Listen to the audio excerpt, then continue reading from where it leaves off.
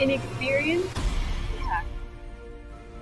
I do think that, I think that there's obviously such a huge change. There's going to be some, nerves at first because so many people love Lara Croft and they love her as the character she was in 1996.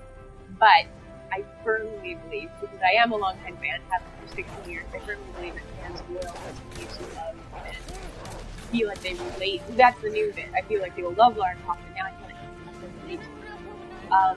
So the reason I feel that is because as the game progresses, you see her evolve quite a bit. So both versions of Lara Croft are really intelligent, really articulate, adventurous. You have to have an adventurous spirit to go out on this expedition in the first place.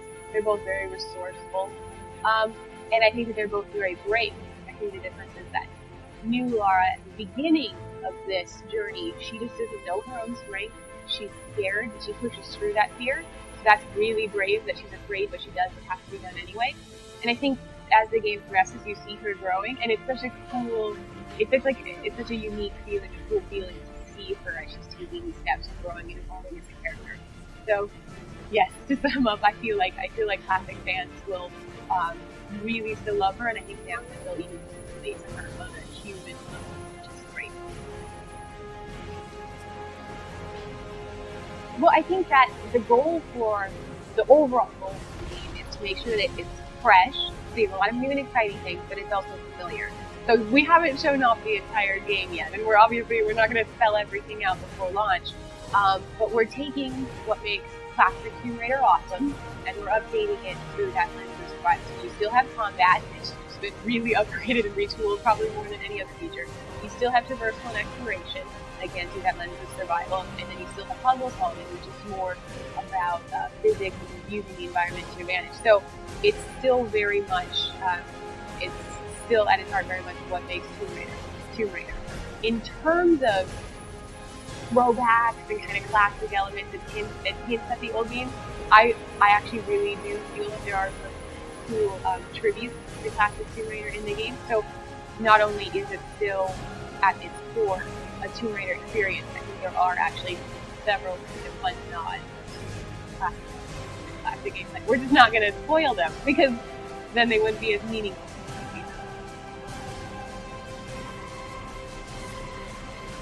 We don't want the players to necessarily be looking around trying to find health packs and so on. When they're searching and exploring, we want them to be looking for cool relics and artifacts and bones and all of that.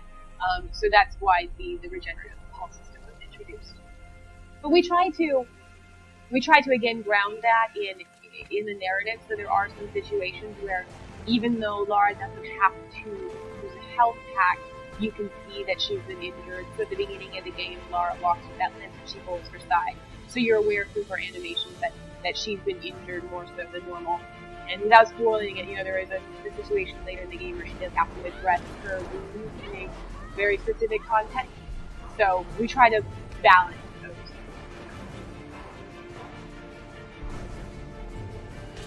Interesting, because I think it has a lot to do with player choice. So there have been situations where I'll go into a room and my first reaction is to go guns blazing, and then that does not work. And I realize that I need to be a little bit more stealthy.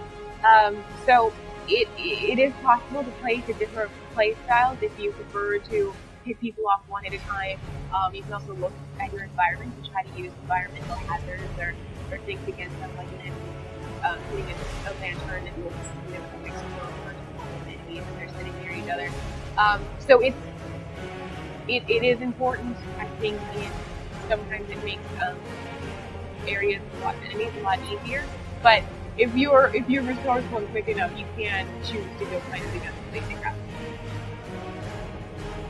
We don't have a New Game Plus option, but what we do allow, so you don't get to restart the campaign with all the equipment or items or so on, that kind of breaks from the pacing a little bit, but we do, at the end of the game, you have the option to go back to Resource Island.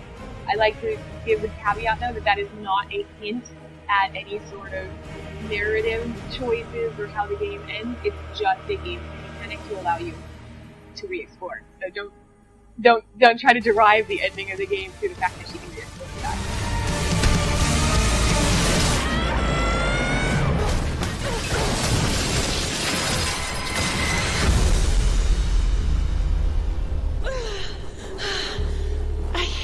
tombs.